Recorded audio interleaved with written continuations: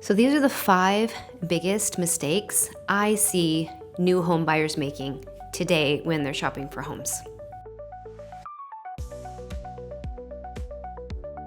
The first mistake I see new home buyers making is purchasing something with too much deferred maintenance when they're on a budget. So sometimes they feel really handy and they are super excited about buying their new home, and so they do the inspection. There's a lot wrong with the home, and because they're so excited, they don't want to negotiate too much. They want to accept the home in its current condition, and the amount of repairs is just too much for them to do at that time in their lives. So that's the first mistake that I see them making.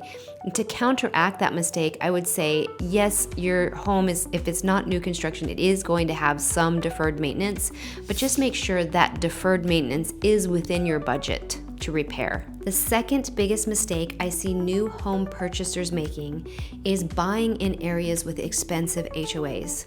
So many times new buyers will come to us and they have a limited budget of $250,000, $300,000, $350,000. And because single family property tends to be a little bit more expensive than condos and townhomes or duplexes, they will often look to those products because the entry cost is lower, not realizing that the monthly HOA cost is going to eat that savings away, and their monthly payments are even going to be higher than if they purchased a single family home. So be careful about the monthly HOA fees when you're shopping for property if you're on a budget. The third biggest mistake I see new home purchasers making is going directly to a builder and not having realtor representation. This is especially important because new construction can sometimes be the most expensive per square foot purchase in the home buying landscape. And so you will need to make sure that if you're going to buy a new construction home, that you are going to stay there for 3, 4, 5, 6 years in order to make enough equity so that when you sell it, you won't have to bring money to the closing table. So if you're going to buy new construction, grab a realtor, have them talk to you about the appreciation rate in that area so that you know how long you might have to stay in that area, and you don't have to bring money to the closing table if you have to move in 2 years or less. The fourth biggest mistake I see new home purchasers making is not spending enough time thinking about the location of their home. The location of your home is probably more important than the actual home because that's what's going to give you appreciating value. So get with your realtor, take a look at the location of your home and how in demand it is, because unless you're going to stay there for the rest of your life, which most people don't, you'll need to resell that home at some point.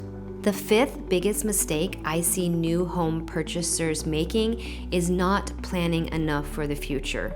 Young couples will come to us excited and want to buy a very trendy 1-bedroom condo, not realizing that their life might include extra people in a couple of years, and so that 1-bedroom condo won't suit their needs for a long period of time.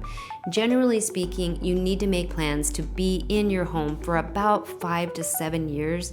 Even 10 years is a good estimate depending on whether your market is increasing or decreasing in value. So you'll have to own that asset for quite a long time.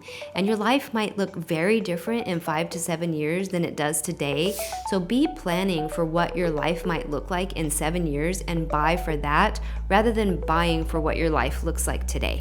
If you're a first-time home buyer and you're looking for some advice in your first purchase, we would love to be a resource for you. Feel free to DM us or text us, and we're happy to help.